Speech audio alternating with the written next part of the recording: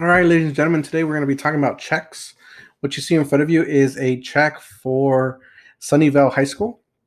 It's been made out by a fictional version of me. That's a fake signature that I found online. I was able to put it on the check. So this is what a check pretty much looks like. Now, checks, unfortunately, are going away. Now with online banking and the ability to just use your debits and credit cards all the time, checks are just being pushed back because you can just go online and pay your bills that way without even actually having to write a physical check. Every once in a while, you will be asked for a check, and that's why you need to still know how to do a check just because it's still out there. They're still asking for them every once in a blue moon. I think I write about maybe 3 checks a year. However, in the past, you would write checks for everything. That was pretty much your way of paying for things pretty much everywhere. Now, there are other forms of payments out there that you might run across. One of them is called a cashier's check, and it looks just like a regular check. The difference is it's a pre-printed check where all you do is sign and then submit it to the person you want to pay. And the rules on cashier's checks change. I don't even know if you sign them anymore. But bottom line, cashier's check is another thing you might come across in the future. And usually they want those for, like, let's say you're doing, let's say you're renting a new apartment. They might ask you for a down payment, a deposit, something like that nature. And that's where the cashier's check comes into play. So let's take a look at the check. You have straightforward things on here: the date, pay to the order of. Pay to the order of is just a fancy way of saying who's the check going to. And before you actually ask somebody, before you actually write out a check, make sure you know who it's to. Because oftentimes you might find out that someone might be called John, but with their bank, they're not known as John. There's some other name. Or the business is known as Walmart, but it might be Walmart Incorporated or some other name. So keep that in mind when it comes to businesses. The business might be a different name when it comes to when they get checks. And then same thing with people. You might find out their name, legal name might be different, or the name they use for banking might be somewhat different. So always ask, who do I write this check out to? That way you can be clear. In this case, we're writing it to Sunnyview High School. And then you see it's for the amount of $123.22. Notice I just put the digits there. It's just 123.22 there. And the reason why is because the cash symbol is already there. So that's all you need to write. You don't have to add an additional cash symbol. Even though some people do, it's not going to hurt. Up in the top corner, I forgot to mention this, that is the check number, and you're going to see it again at the bottom. So that's the check number there and the check number there. And that's to help track your checks. If you ever run into a situation where you lose a check or you need to put a stop payment on a check, you just tell them, I need number 42 to be stopped. And then the bank will go through and say, okay, this check no longer needs to be processed. Or if you lose a set of checks, you can say, hey, checks number 5 through 10 are missing. I need you to be aware. And they go ahead and they do something on their side to help prevent your account from losing money or any kind of funny business.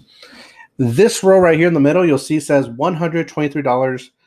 23 and 22 over 100 as a fraction. One thing you need to start remembering when it comes to this line here is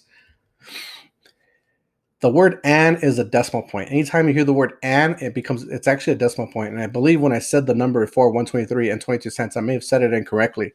And it's a habit I have. I often say things like $123, which is technically incorrect because that actually means $100.23. Now, the reason why you write this text here is because in the past, people would actually try to change the numbers. The 3 can be changed to an 8. The 1 can be turned into a 9. So that's a big difference. You go from 100 to 900. And for that reason, to help prevent people manipulating a check, you type it out too. You write it out. I typed it out here, but in this case, you're actually going to write it out. We have 100, 100, 23. There's no "and" in the middle, and that's the way I would have said it, unfortunately. And you would have understood because that's how people often say it. However, when you write it down, you need to keep in mind the word "and" is actually a decimal point. So 123 is 123. 123. The word "and" is a decimal point. And then you see a fraction. On checks, we write fractions for our cents. If you owe 0 cents, you would put 00 over 100. If you owe 10 cents, you put 10 over 100. If you owe 30 cents, 30 over 100. The reason why it's 100 is because it's 100 pennies, 100 cents to get to a dollar. That's why it's out of 100. So whatever cents you owe, that's going to go over 100. And then you have a little line that I put. You barely even notice it because on the computer, you barely see it. After you write out the number of what you owe, write a line because people can use that extra space to manipulate. I don't know how they do it, but they can. So just go ahead and just write a line for the rest of the empty space. You don't have to write dollars because it already says dollars on check. Now, it depends on what kind of check you have, but pretty much they all say dollars. In the memo, that's exactly what it sounds like. It's just a memo to you. Now, a memo is like a short little message. In my case, I wrote a memo reminding me that this is a check for an athletic fee. It's also to remind the other person what it's for. They're like, what is this 123 for? Oh, it's athletic fee.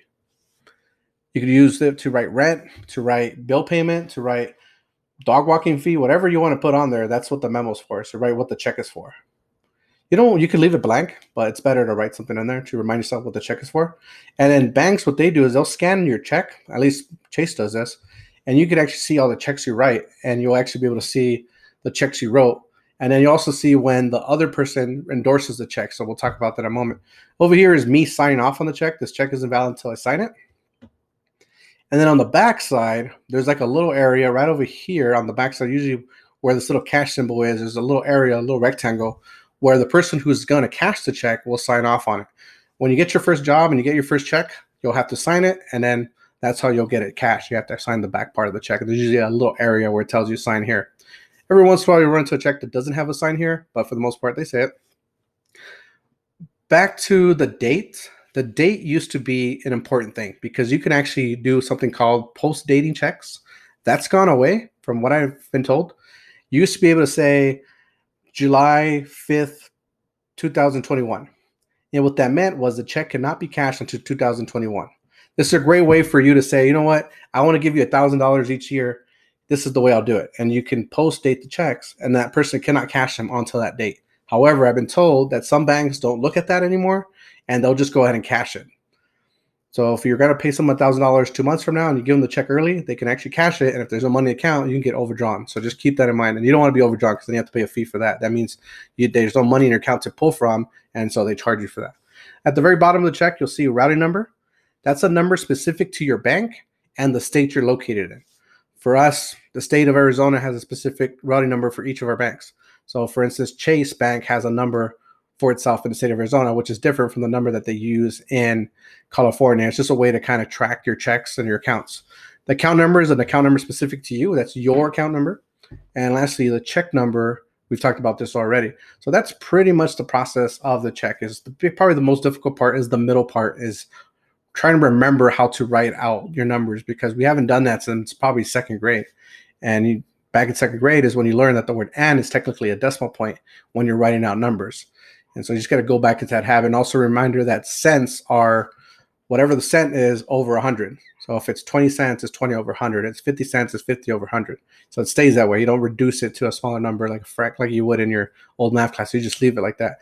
And once again, the little squiggly line is a way for you to prevent people from doing any manipulation to your check.